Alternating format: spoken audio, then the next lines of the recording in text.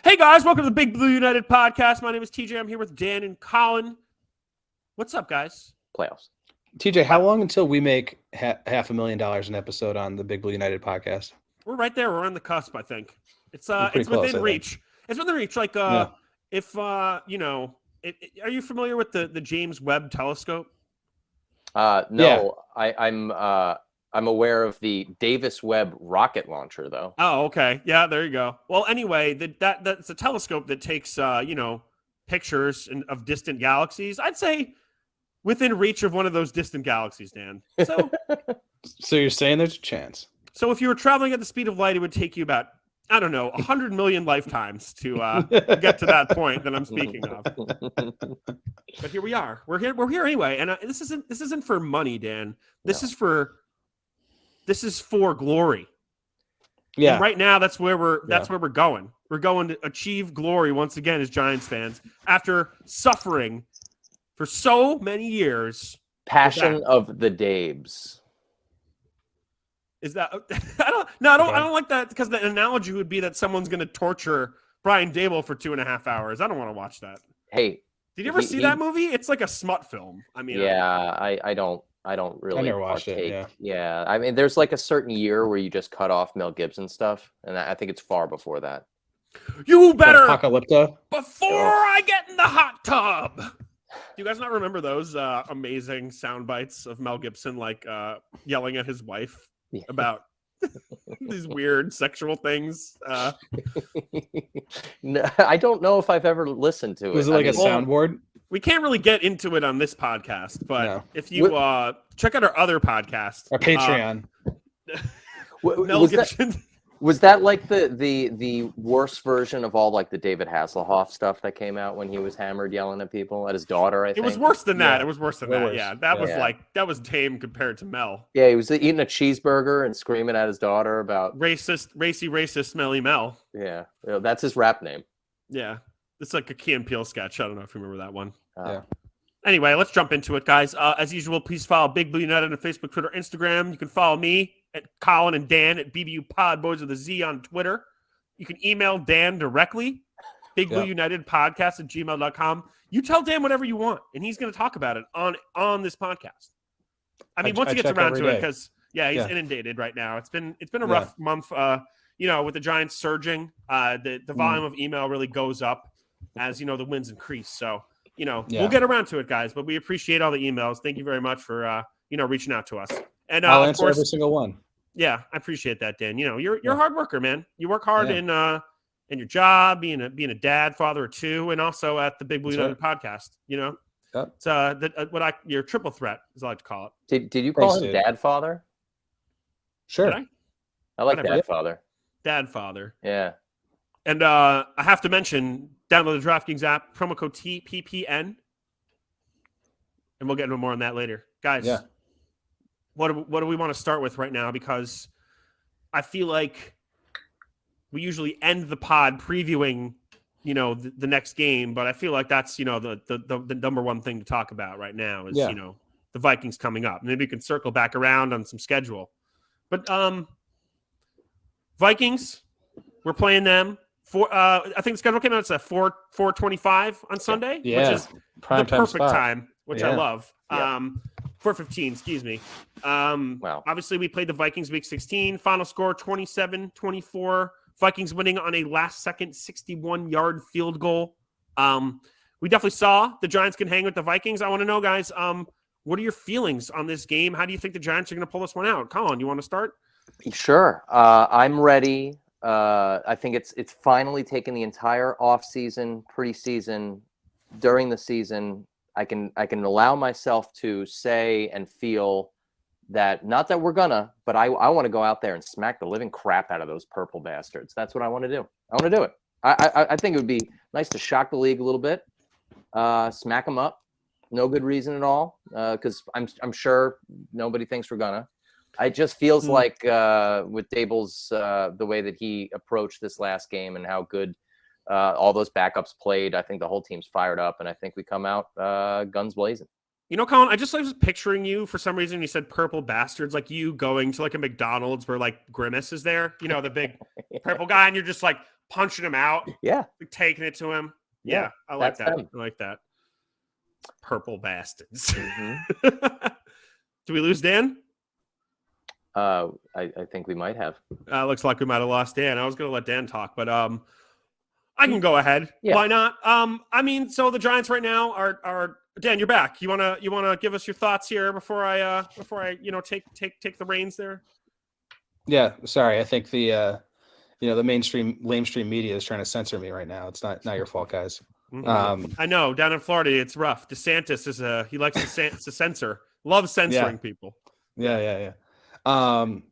I mean, I agree with you, Colin, in my desire to also smack down those purple people. But I might disagree with that no one believes in us thread. I think the line right now is the Vikings are getting 3 as the home team and as the 3 seed. I'm sorry. A lot of people like the Giants in this game. Yeah, I'm just thinking from our point of view because we never like the Giants in any game. So that's why. Sure. Go on. Yeah, no. I'm with you. I mean, I think we've talked about it in prior episodes, but this was probably the perfect matchup for us. Going in, we're getting crucial returners on defense, particularly with McKinnon and Adoree Jackson coming back. They didn't play last time, and they should have an impact and keeping the clamps down a bit on Jefferson there. Wait, hang on, Dan. Dan, you were just glitching out a little bit, but I believe that you said they'll have an immediate impact on clamping down on Justin Jefferson. Oh, we're having some technical difficulties here, apparently. That's all right. Cutting it out. That's all right. Yeah. I'm sorry. Oh, no, it's okay. You're back. Finish your thought there, me? Dan. Yeah, we got you. So, yeah. Clamping down Justin Jefferson. Yeah, I'm going to call in on my phone, but what I will finish my thought. There are also injuries to the Vikings offensive line, which we should highlight. Okay. All right. Yeah. Why don't you switch out and we'll talk about that when you get back. But yeah, I mean, really good points made by Dan, especially, you can also consider that, we had sort of a bye week last week. So a lot of other contributors, other than Adoree Jackson, Xavier McKinney weren't playing last time. You can consider, Aziz and Leo are both, banged up, missed a lot of time this year. Both hopefully will be back and feeling more healthy now. So I think, you're only in a better position than you were the last time they played. And obviously the game day came down to a 3-point field goal, 61-yard field goal at that. So the Giants can definitely hang in there. I mean, I couldn't be happier with the matchup we got. I think that it's the best case scenario. Just, with the limitations of our roster, having been able to see this team before, having, some film, some game plan that was already, basically successful. And I think in terms of the game plan, we see a lot of what we saw last time, which was Daniel Jones, throwing the ball. The Vikings are sitting at 31 ranked defense, but their rushing defense is better than their pass defense. So I think, last time we saw Jones, he was 30 for 42, 334 yards, 1 touchdown, 1 interception. That's his highest total for yards, completions, second for pass attempts behind the 44 he had against the Lions this year. So I think you go back to that game plan. I think you have Jones throw the ball. I think, we did see Saquon have a lot of success. I think he had 84 yards on 14 carries. So I think ways to improve coming into this game would, one, be to get Saquon more involved early. I think he only had 1 carry on the first 3 possessions of the game. So while he did have success, I realized 27 of those yards were on that 4th and 1 in the fourth quarter. But I do think, they can have success on the ground. So I don't think you rely on Jones as much. Maybe have him throw an equal number of passes there, but I think you rely on the run a little bit earlier, see if you can establish that offensively anyway. Yeah, I think that makes sense because the name of the game, and especially in the playoffs, is catching people off guard with the play action. And regardless of how much Jones is good on his feet, play action is his friend, and it's almost every quarterback's friend. And I'd say, as much as we're going to see a lot of that short passing that we saw in the last Vikings game, which was very good and probably the quickest. I didn't see the I'm sure there's stats out there. It had to have been the quickest that he's ever gotten the ball out of his hands, which is so key. And so what if that means not really passing it any more than 20 yards down the field? Use the short pass as the running game when the running game stalls. Yeah. And keep hammering them like that. I mean, their defense can't stop the pass one way or the other. It doesn't matter if it's deep or short. And there's ways to use misdirection and just kind of screw them up and turn them around. And yeah, I think it's all right there. We've never had such a confidence in a coaching staff before. Usually at this point, we would not even bother contemplating the idea of winning a game. But I saw something in an article in the Post that I didn't realize this. Yesterday's game, we used 2 wide receivers the entire game. There was never more than 2 wide receivers on the field at one time, which is insane. I don't realize that happened, but I think it was vanilla. It was intentional, and it was all about keeping. We're probably going to see some plays that we've not seen in the regular season. Yeah, I mean, I almost think you kind of saw those dumb trick plays they ran last week, just sort of like to fake the Vikings out. I don't think you're actually going to see any of that. But I think you make good points, Colin. And I think the Giants definitely have a good shot to win this game. I think, when you look at the last time they played, they did make a few mistakes and kind of shot themselves in the foot. Like, you had that one Bellinger fumble, that there was a Nick Gates false start, led to a Jones sack when the Giants were in, Vikings scoring territory. And then, Richie James had a really bad drop too. So, while the game, was close last time, I think if the Giants are able to limit those mistakes, which I think they're really going to be focusing on in practice this week, I don't see why they're not going to match up really well against this team once again. So I, am all about, the victory this week. I feel confident. I mean, you don't want to get ahead of yourself. You don't want to put it out there in the ether, but I think that in terms of any other matchup the Giants could have gotten for the first round, this is the one. This is the one we all wanted, Also, the king of 1 p.m. games isn't playing at 1 p.m. this week. Yeah, Kirk can't play past 1 p.m. He gets too tired. He wants to go nap. Well, he had to wake up 6 a.m. for church, Yeah, and say, gosh darn it, and dang. And grilled gray steaks. Yeah, that's disgusting. I wanted to throw one stat out there that I thought was bizarre. That the Giants are the first team since the 1989 Steelers to make the playoffs with only 1 division win during the regular season. That's crazy. Right? That's crazy. Like I there's like so much strange stuff happening right now, and it's all a product of how we had to win games, how we had to scrape by. I think that's what it comes down to. And being able to have competency to lead in circumstances like that just can't be overlooked. It's bizarre. Actually, Colin, I meant to bring this up when I was talking before, but my mind just sort of just blank. It went out there, But Jones only threw 23 deep passes all season, and 3 of them came against the Vikings, and 1 was that really nice toss to Isaiah Hodgins. The other being an interception on an attempted throw to Isaiah Hodgins. So that's another miscue I should bring up. They were on play action passes, I believe, too. Which I don't remember that specifically, but I do remember, But Jones, they can't if they're going to win this game, they can't turn the ball over. No, it cannot happen on any sort of thing. And I think that if you looked at the Eagles game, I think that Evan Neal is just like, I wanted to bring him up. He has not had a good season. No, he hasn't. And I don't know if it's so bad that I'm worried about this game in particular. He seems to play better when there's better players around him. And he was kind of on an island on Sunday. So I'm hoping that he just plays with positivity by osmosis or something. I don't know. I just hope that they get him help early against Daniel Hunter, because Daniel Hunter's going to just, rip him to shreds. Sure. Yeah. I mean, but other than Hunter on that defensive line, it's not as formidable as the Eagles. So there should be help for him. Did you guys talk about the thing that I was saying when no one could hear me? No, but if you want to just, I kind of went off into another place so that you could come back to it. So feel free. Okay.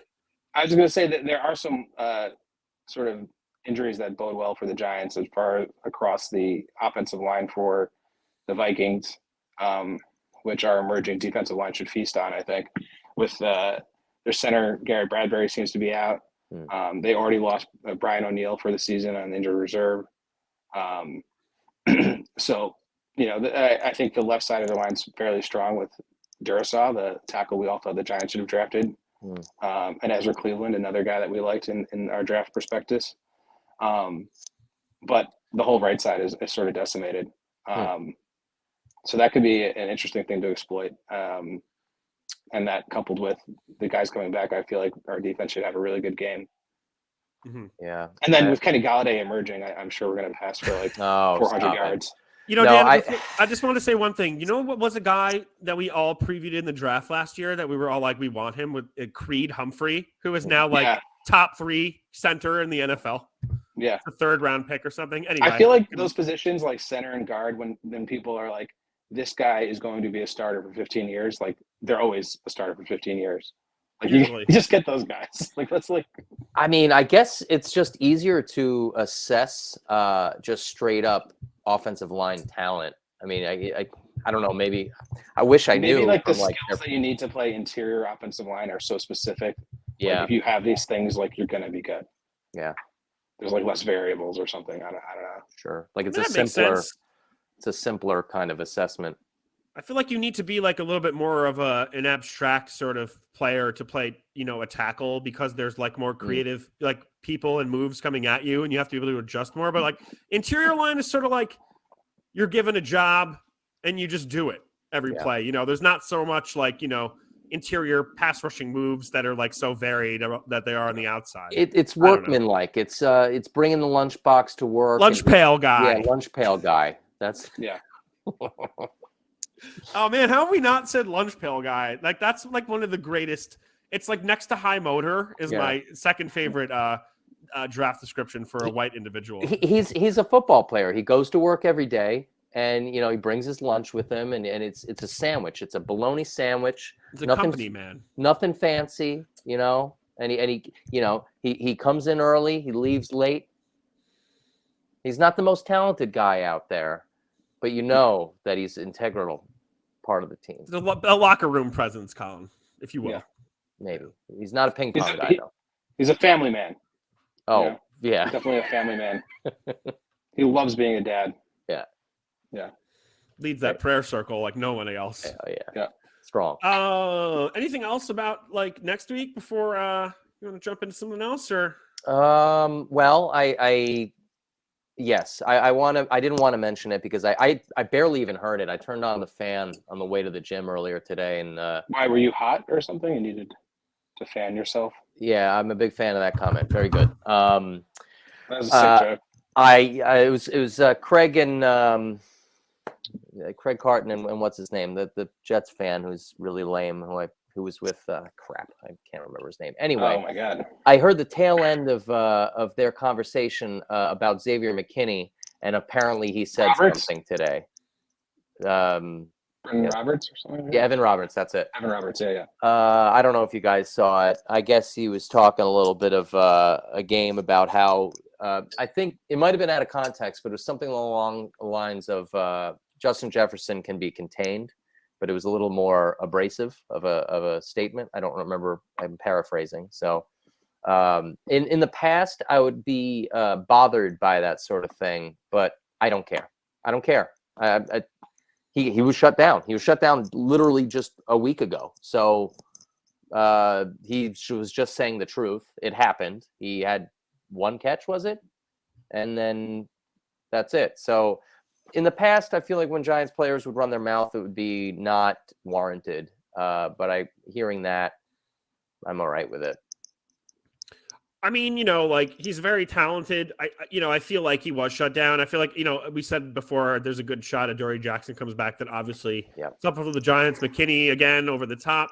But I mean, if you want to just get into the Eagles game, I don't think we need to talk about too much about it. But if there's one thing that I gather from this Eagles game is that Wink Martindale is probably a way better defensive coordinator than we've been lauding him out to be the whole season, just because they basically just neutered the pass rush, took out, the majority of I won't say starters, but like all the better players on the team. Yeah. And he still put out a really good showing against one of the best offenses in the league. Everybody looked good. Everyone, yeah, like I Nick mean, McLeod looked great. Like Micah McFadden was just like, all you over know, the I place. think, you know, earned himself a starting job, you know, next year, maybe, depending on what, you know, the draft and what Beavers, you know, comes back from his injury. But he looked great.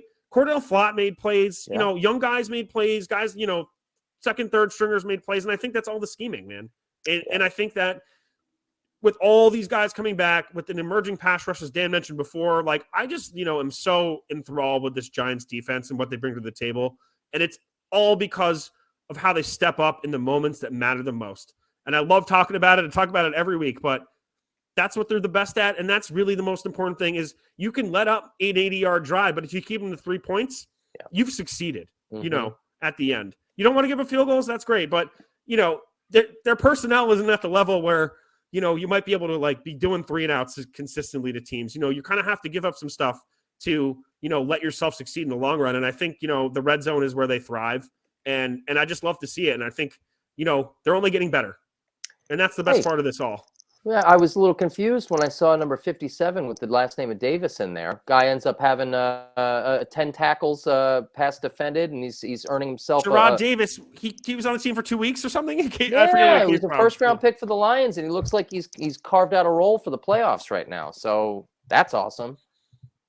Yeah, that's a really cool thing about this coaching staff. We were seeing like other sort of top-tier guys that have flamed out in other teams come here and maybe not be that same value, that same, you know, top first-round pick talent, but have considerable value on the team as you know, either backups or, you know, mid-year acquisitions.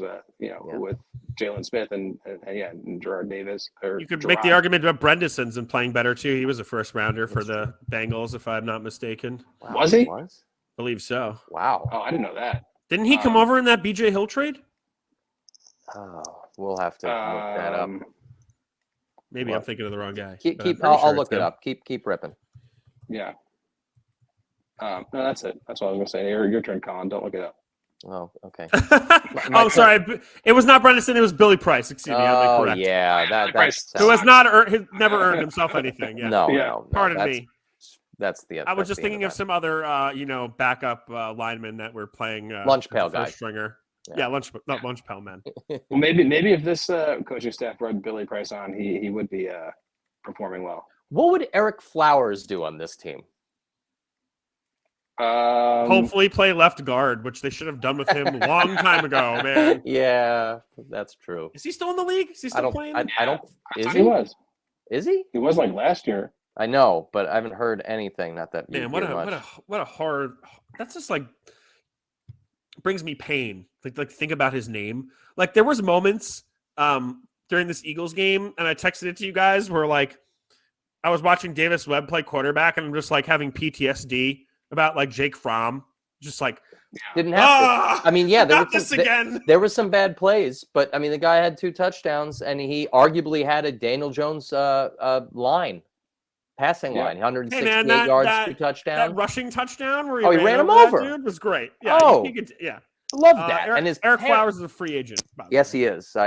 We got to stop looking things up at the same time. He's son of a bitch. Davis Webb is a lot better than Jake Fromm. Oh yeah, a lot better by a long shot. Yeah, he had that beautiful pass to Giants' #1 wide receiver Kenny Golladay, who is emerging right now. He's going to come into the playoffs, guys, right now and make a huge impact. Yeah, it's all part of Dable's plan, right? This is all part of the plan. Just contain him to keep him fresh for the playoffs, and then we're going to see a lot of amazing contested catches in the end zone for 40 yards. You joke. Does he actually end up playing more than we expect him to do for some stupid reason? Hey, that was the first and last touchdown he ever catches with this team. He's not good. No, I know he's not good, but I've seen weirder things happen. He can barely fundamentally play the position, I think. Well, why though? He played it all right with the Lions. Well, he had that injury that he got was pretty serious, and he can't separate from anybody. So was it a hip? Hip. You're right, Colin. Yeah, that's. But yeah, tough. I mean, he can't. Well, I think, part of his deal too wasn't always about separation. It was more about the 50-50s. Yeah. And how he makes those, 70-30s or 80-20s. At least that's what he was advertised as. Yeah. But I mean, that was the one play you'll see all year where he actually did what he was supposed to do, or at least like why you paid him that money. You'd hope to have seen it more. But hey, $18 million, guys, 6 catches, 1 touchdown. Thanks. Great day at the office. Thanks, Dave. Yeah. Thanks, Dave. Cager had a better game in one game than he did the entire season, regardless of the touchdown. He had Cager was getting fired up too, and I love to see it. Yeah, it was great. He was like one of those tweener guys. I mean, yeah, it'd be cool to see him and Hodges and Bellinger all out there on the same time. Like literal giants. Yeah, just the big body receiving. 3 tight ends set. I don't think we've seen much of that this year. They tried to implement that last year, if I'm not mistaken, with zero success. Yeah, well. All right, everybody run a curl route. 5 yards, go. Everyone run a curl route forever. It's the only play we're going to do. The fans, the tradition, the glory. There's nothing more thrilling than college football, and it all comes down to the national championship game happening on Monday. My go-to for betting is the DraftKings Sportsbook app, one of America's top-rated sportsbooks. And right now, new customers can bet just $5 in college football and get $200 in free bets instantly, win or lose. Plus, everyone can combine multiple bets for a bigger payout with DraftKings same-game parlays. Download the DraftKings Sportsbook app now.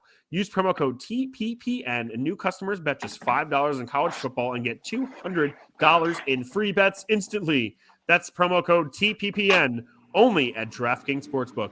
Minimum age and eligibility restrictions apply. See show notes for details. Oh, speaking of which, that guy on Sunday Night Football, Jason Garrett, is an abomination. I can't stand him. I hate his stupid face, his stupid laugh. Oh, he's gross. I feel like he's like heard him a robot. Like, this is a likable guy. That smile to the camera. Yeah, he's not like a human. Like he's got is like a robot or like I don't know. It's some kind of like I can't believe he was a giant sex toy. Who is a Jason Garrett fan? No one. Nobody is. There's I not think one person. He knows where the bodies are buried. That's why he keeps getting all his chances. That's why he stuck around in Dallas so long. That's why he got a chance with the Giants. He knows stuff that the old guard doesn't want out. Yeah, he's good friends with Torm, actually. Torm hates his guts, to be honest. Even Torm doesn't like him. Yeah, he does. What else, guys? I think that we have to, mention a little bit about next year's opponents because that came out. Sure. Maybe just get a little thoughts in there. Do you want me to read it off to you guys? Yeah, go down the line. All right, so I'll skip the divisional opponents because obviously we're going to play them both twice, once away, once at home. We got Rams, Seahawks, Patriots, Jets, and the Green Bay Packers. On the road, we have the Cardinals, the Niners, the Bills, the Dolphins, the Raiders, and the Saints. Oh, that road schedule's tough. Yeah, we should probably go to Vegas for the Raiders game. I think we should do that, and also we're gonna have to go to that Jets game for sure. Yeah, Patriots game. F those guys. I want to go to I was like going to the Jets game because it's fun. Because people. Weird. The last time I went to the Jets Giants game, I don't know if it was the last time I played 4 years ago, or if it was 8 years ago. I think it was 4 years ago, but no, it was probably 8 years ago with Kenny Rothen. No, Sean was there. Kenny Rothen. Oh, that was 10 years ago. That was sure 8 years ago. It was a blast. The Jets fans were cool. We were drinking that green juice from that guy dressed like Jesus out in the parking lot. I mean, it was just a fun time, Yeah. Nobody really, there was a lot of hate. It was good. There was a lot of love in that parking lot. I have to specify because it was literally the last, it was not the last game, but the second to last game of the 2011 season going into the playoffs. We needed to beat them and we needed to beat the Cowboys. And we did both. And then we went right in and then went to the Super Bowl and won it again. That Super Bowl that you went to. So you should remember these. I was there. Yeah, I was there. Yeah. Indianapolis. It was a fun time. I got very intoxicated. And then our hotel, there was a Waffle House in our hotel, which was the second best part of the trip after the Giants winning the Super Bowl. Yeah, I like that. Yeah. Did anyone fight? No one fought as far as I know, but I was pretty much just whatever. We don't have to get into my drug habits back in that day. But anyway, it was a bit of a hazy experience for me. Yeah. That's why I don't talk about it that much. I'm glad I brought it up. Yeah, I'm sure you did, you piece of. Anyway, but yeah, I mean, if we look at this schedule, I guess it's not. It seems better than this year. I mean, teams with winning records outside the division: Niners, Bills, Dolphins, Green Bay barely, Patriots barely, Seahawks barely. That's a lot of 8-8 teams, a lot of 9-8 teams. So that's good. Anything was. I mean, the beginning of the season was okay for us here this year, and then it got real tough. I mean, what we're seeing, the percentage halfway through, we had the hardest schedule going to the second half of the season, which is so friggin' typical. It would be nice to have something kind of fall our way. It's always interesting when we play the AFC East. That always bodes for an interesting year in general. Yeah, I always like it. Yeah, me too. I'm all about it. That's why I said I want to play the Jets. Yeah. But also, guys, just so the draft order came out. I know this is way too early, especially since, we're finally doing a podcast where we're going to the playoffs. Normally we'd be talking about the draft 3 weeks ago. But this is why I can't contain myself because, like most football fans of teams who are, habitually awful, the draft is our favorite part of the NFL. So Giants right now are sitting at the 23rd pick. I'm not going to ask you about players because maybe we haven't delved into that too much, but what position are you targeting at 23? Guard or center. Yeah. Those are straight good. up. I'm with you on that. I would also suggest wide receiver. Yes. A close second or third in this case. Yeah. Though the wide receivers this year are mostly small guys, like a lot of good slot wide receivers. There's only a couple guys that are larger, bigger bodies, sort of like do it all wide receivers. But there's I think there's a few guys out there that might be there. I don't know. It's hard to say. There's only like one surefire big guy that's probably going to go in the first draft on TCU. But I'm sure there's going to be tons of dudes that emerge during the process. Yeah, I think you're going to look later rounds for wide receiver, but I'm with you, Dan. It seems like, around that spot, there seems to just be like, I was looking at just the size of guys like 6'1". By the way, was Wan'Dale Robinson picked before George Pickens? Yes, dude. I know. Yes. Brutal. That's gonna come back to bite you in the ass year after year, man. But if you're the Giants, brutal. You said it when it happened. I don't know. Yeah. It's just so damn tough to pick someone that small that early. Especially you got a big body, and you I get, and we've said this plenty of times that it didn't necessarily like reek as a weakness at the beginning of the year because of kind of. You had Galladay, Tony, Shepard. That was sort of your three guys, and then none of them did anything. So, yeah, I mean, maybe the Giants were looking to, pair their big-bodied Kenny Galladay, $40 million guarantee receiver with a smaller guy who could be more of a gadget situation. But, obviously that never worked out. Well, hopefully we'll have a new turf next year, and there'll be less injuries because of it. But yeah, I think I did a little bit of looking around today, and it just seems like there's a lot of cornerback talent in the first round, especially at the end. So I think you might look cornerback in the first round if I was them. But I think wide receiver is more of a need. But I think we've done enough draft previews at this point to kind of realize that as time goes on, wide receiver classes become deeper and deeper. And in the later rounds, you really can find, contributors. Well, and especially someone like Shane. I mean, don't be surprised if we're going into the next season and we've got an emerging player who was picked in the 5th or 6th round that ends up having some playing time and like being pretty good just because he's got a good eye for that sort of thing. Absolutely. And I guess the last go ahead, Dan. I'm sorry. I was going to say, reiterate what you were saying, TJ, like with where we're drafting, and that likely aren't looking for a quarterback unless they fall in love with some prospect. Like Anthony, what's his name? Richardson. Full bloom. I'm seeing him go in the top 10 now. I'm looking at like 5 drafts today. I saw him go in the late first in most of mine. But other than that, I think it's you look for like those high value positions like wide receiver, cornerback, even pass rushers or pass rushing interior defensive linemen. All that stuff we could take. but it's going to be interesting. It's going to be nice having sort of a wide variety of positions we can target there, rather than like desperately needing a pass rusher or desperately needing a tackle. So it truly is a best player available situation for the Giants this draft, I think, in every round, because not because of what you just said. There's so many positions of need. You just kind of have to go for what's there. Right? Yeah. But it's not like I don't think it's as drastic as it has been in prior years. Agreed. True. If we do want to bring up quarterback, just because I did read an article today, the Giants are in negotiations with Daniel Jones right now, potentially 3 to 4 year deal. Could get done, quotations, in the next 10 days. I don't know what that means. That means if we lose on Sunday, it'll get done. It'll get done. Yeah. Yes, that's what that means. Anyway, So I went on Sport Track, has his value set at 3 years, $76 million, which is $25 million a year. That would put him 13th highest QB next year, between Wentz and Russell Wilson. It's also according to Sport Track. Obviously that'll change as, deals get signed this offseason, but what do you guys feel about, a deal of that nature? Are the Giants doing the right thing? Well, we said it before. I mean, at 2, 3, not 4 years, but 2 to 3 years is kind of right in that sweet spot. I feel like that's good. I feel like that is good for both the player and the team. He can assess himself.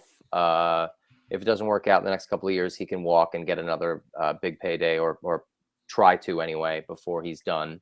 And it helps us save a couple of bucks for whoever else we need to put that money towards. So at this point, it almost seems like an inevitability that he's going to be re-signed. I think we're going to be very either happy or upset with how much money he gets. It's bold. I know that sounds, but you know what I mean. If it's a good, nice, short, kind of like tight deal that it's like, all right, he's making a lot of money because he's a quarterback, but it's not crazy, then all right, we can deal with this. I think you got to remember, for football contracts though, it's really not about the length of the deal, it's about the guaranteed money. Sure. So like if I'm down with, if we get him for roughly like $22 million a year for 3 or 4 years, that's fine. But are we guaranteeing him $60 million, or what's the knowing guarantee? Shane, it'll probably be incentive laden. I don't think if you're Jones's agent, you don't take a deal that, at least if it is this deal, we'll say $75 million a year. If you're not taking $40 million guaranteed, you're effing up, in my opinion. But if you're Jones's agent, how many other coaching staffs in the league can do what they did with this guy? Besides, like, the Kyle Shanahans of the world, like, really? Well, it's not that. It's about what the market value. I mean, how many teams are fooled by what the coaching staff has done with him, and would pay him more? I think there is a degree of hometown discount, but I don't think it's a lot. Hey, what happens if he says no thanks and he walks? Okay, whatever. We'll deal with it. We have the staff to deal with it, so I'm not worried either way. I was talking to my dad the other day. My dad is a Ravens fan, and he's just like, Lamar Jackson is not coming back to this team. I can tell you right now. So, I mean, in my mind, he's available too. He probably, I know I mentioned it before, he probably wants to come, but even I will say right now that I think you get a better deal with Jones if you sign him now than if you wait for that scenario, because, and then, you have, I think whatever hometown discount might have existed evaporates once you start waiting to a certain amount of time. So, as much as we've, not been Jones backers, I think in the last 2 games, he showed me he needs to be back. So as long as the deal is favorable, and $25 million a year for a quarterback is favorable to me, I will take it. Yeah. And Shane won't overpay. He just won't. It doesn't make any financial sense or team sense. It just doesn't. But who will overpay? They're rebuilding. The Jets? I was going to say Mr. Mara. Oh, well, yeah. Well, take him out of the equation, because I don't think he has. Don't let him in the negotiating room. Well, yeah, totally. Yeah. Well, that was the whole idea when they hired Shane and Daboll, was to keep Mara away, and so far so good. So I hope that he doesn't jump in. But I do want to ask. He was spotted at Rye Bar and Grill this week. After. Oh wait, no, that was last week. Was that was that was the cobblestone? Yes. Well, no, it was Bar and Grill. Rye Bar and Grill is the one right by the train station, right? That's right. Yeah. Yep. We had a friend paparazziing him. Yeah. We saw pictures. We saw. Who was there? It was just him and his wife. I mean, who of our friends took the picture? Faffy. Yeah. Cool. Last thing I want to ask you, Colin, specifically, if now that they're signing Jones to a I won't say long-term deal, but several year deal, where's that franchise tag going? Why are you asking me this? You should ask Dan this. Because you were saying that Jones was going to be franchised. That was like your stance a couple weeks ago. I'm just curious where that franchise tag's going now. It's going to Dan's most important position on the team. I don't know. I think it is. I think Gary Brightwell should be the starter. Yeah, I mean, that'd be fine. So much more. That'd be fine, but it won't happen. Let's get real. 5.5 yards a carry this game? Come on. It's not about what we want or what we think is going to happen. It's just that he's like a cult of personality. He's helped make them have these wins this year, and he's helped make them have these wins. That's your analysis? I'm saying in terms of the view. Sorry, that was just funny. Yeah, it's great. Anyway, the point still stands. It's great. It's true, and that's how the coaching staff and the ownership looks at it, not how Dan Nastasi looks at it. So, because of that, you're going to be disappointed. We're all going to be disappointed, and this guy's going to be playing for us next year. Period. Wait, Dan. The franchise tag for running back right now stands at $10 million for next year. Yeah. Would you want him back or not? I mean, I don't want any running back on a $10 million contract. Let's just not have a running back on the team. Yeah, no. Maybe cut them we all. should do that. I mean, literally, you can head into a season with not a running back rostered and pick one off of waivers and probably be fine. You might be right. But I'm talking not because I want the guy there. I'm talking because it just feels like he's going to be back. And so I'm readying myself for the fact that he's going to be there. I agree. Yeah. He'll be back. He'll be back. Transition tag is $8.8 million. Would he get the transition tag? I feel like someone's gonna pick up that RFA offer and offer him more money, and the Giants let them. Do you think that gives the Giants like an out with like the fan base if they do something like that? Like they did tender him, but another team wanted to pay him more and they don't match it, or do you think the fan base will be like, well, they should have given him the franchise tag instead of that, and then he'd still be on the team? Of course they will. Yeah. Yeah. Right. Yeah. Yeah, I mean, yeah. I would love the transition tag because that makes sense.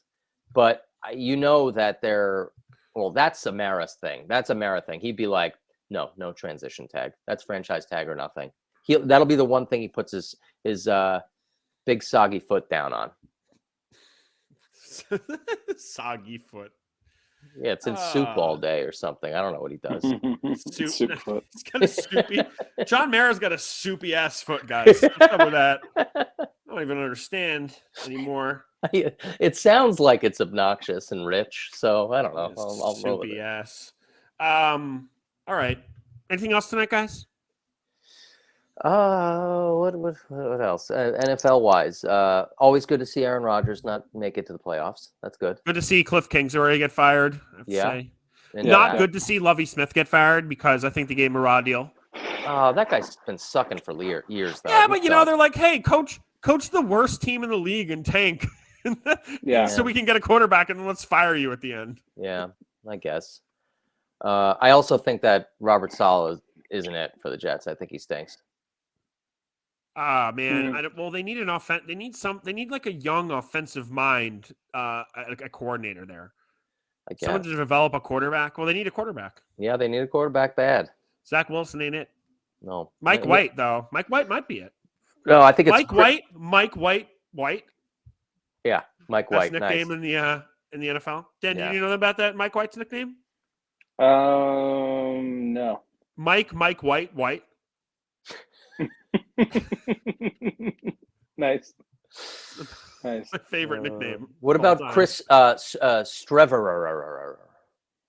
I don't know who that is. That's that other quarterback that got some playing time for a couple of weeks ago. Yeah. I mean, Flacco was in there. He looks, man, he didn't make enough money. He's still like clinging on there for that veteran minimum paycheck he's getting. He's got to go back to Delaware or Southern Jersey or wherever the hell he's from and just kind of sell insurance or something. I don't know. He doesn't need to do anything. He signed a big deal. Yeah, I guess. He's got plenty of money. Whatever. All right. Let's win. Yeah, we're gonna win. Thank you guys for listening. Follow Big Blue United on Facebook, Twitter, Instagram. BBU Podboys with the Z on Twitter. Download the DraftKings app. Use promo code TPPN when you sign up, and let's win. Big Blue. Big Blue. Big Blue. Big Blue. Big Blue. Good night. Good night. Big Good Blue. night. Good night. Good night. Good night.